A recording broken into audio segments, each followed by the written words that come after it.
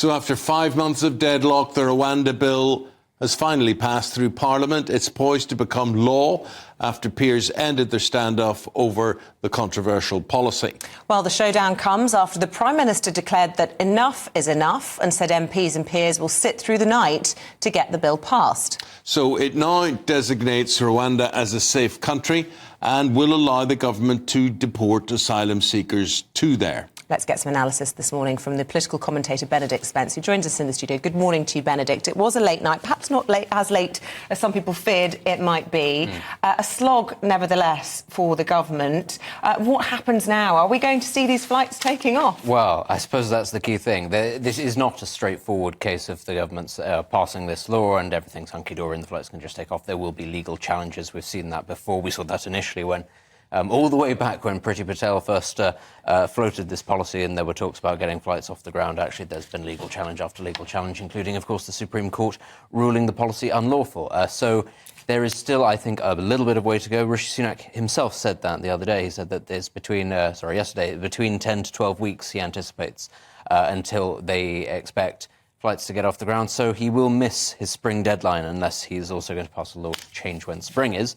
But nonetheless, this is movement of a sort. This has been sort of struck by deadlock for so long. It has become emblematic of the government's inability to pass key legislation. So I think it will be a relief to everybody that they have actually managed to get something past the House of Lords. So as it stands, Benedict, we are ready to go. Rwanda's ready to receive, yes? Well, we're ready to go in the sense that we obviously have the people that we want to send, but we do not necessarily have the carriers yet. This is going to be the next issue, is getting flights on a regular basis and getting people to agree to actually take people. And the government obviously has decided it doesn't want to purchase planes of its own for this purpose. It wants to use commercially available services. That's going to be a bit tricky because actually nobody really wants to be tarred with the brush of a very controversial immigration policy such as this that has caused quite so much concern. You know, the Labour Party referring to it as an expensive gimmick. In various corners, people have called it an abuse of human rights, racist, what have you. So that's the sort of thing that actually an airline might not want to associate itself with. But I suppose if the money is right and... Well, I tell you, I wouldn't like to be on a scheduled airline going to Rwanda with goodness knows how many migrants on it. What sort of security would it take? Say they decided on board, you know what, we don't want to go here. From a personal perspective, this has always been something that I've not quite understood.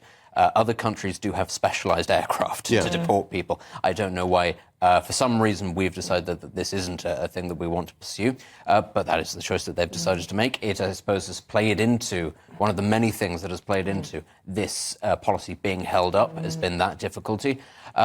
Rishi Sunak will live or die by this, ultimately. Yeah, but the United Nations have said that the flight carriers actually stand the chance of being sued for breach of international law if they do take these flights. Just use military aircraft. So there's a dilemma for them. And we had Nigel Farage yesterday saying, mark my words, we will not see a single person being exported, or extradited.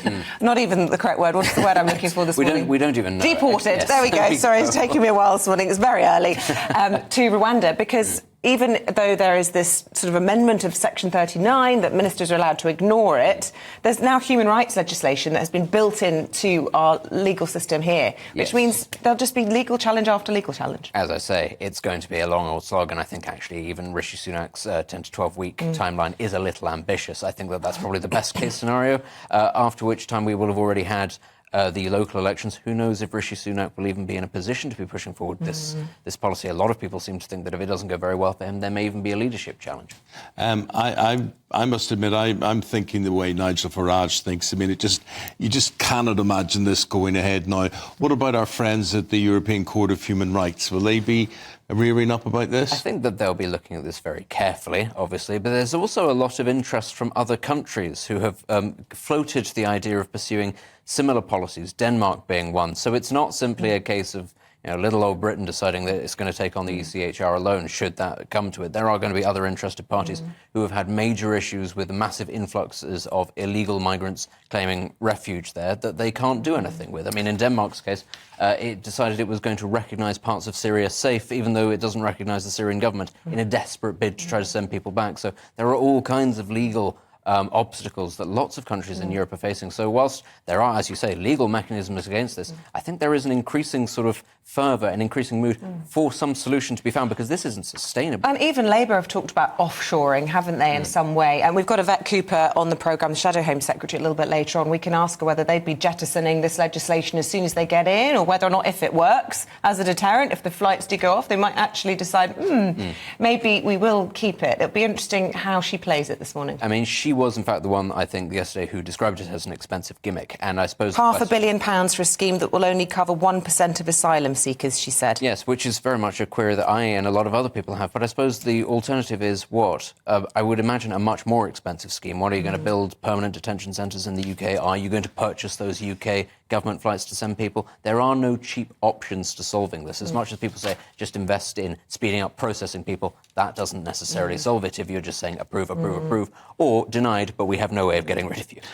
Meanwhile, we've got the Home Secretary visiting Italy this week to see if they can stem the flow of migrants at source. Yeah, how do you think he'll get on? Not well. Not well. The Italian government, Giorgia Meloni, who has been sort of, pilloried across Europe as being this sort of far-right firebrand, has summarily failed to stem the tide of migrants into Italy in the first place. In fact, a lot of the electorate in Italy consider her now not right-wing enough, not hardline enough. The problem is that in Italy in particular, they don't necessarily have the resources to stem people from coming across the Mediterranean in the numbers that they are. To do that, you would have to have a lot more control in Tripoli, in Libya. You'd actually have to probably have boots on the ground there, and nobody wants to do that. The Italian government has been able to strike up a unique arrangement with Albania, but that's because they have a unique relationship. And it's not actually in Italy's interests, once migrants land there, to keep them there. It's also not in the interests of the migrants themselves. There's a reason that Italy is having a demographic crisis far worse than we have. Young people leave because there are no jobs.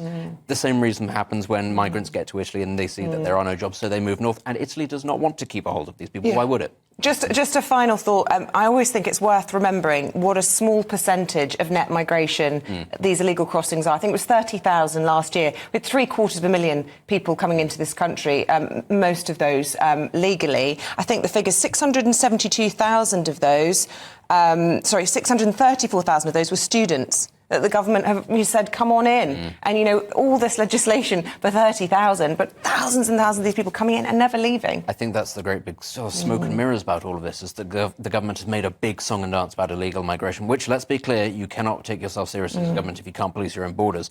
But yes, actually, the pressures that are being put on the system, on services, on the economy, is not from illegal migrants. It's very much from legal migration. Yeah, the size of the city of Glasgow every year. Yes, you can't sustain that if you don't build a city the size of Glasgow every year with all of its accompanying infrastructure, and obviously we're not doing that. Benedict, appreciate your thoughts. Thank you very much indeed. Benedict Spence there.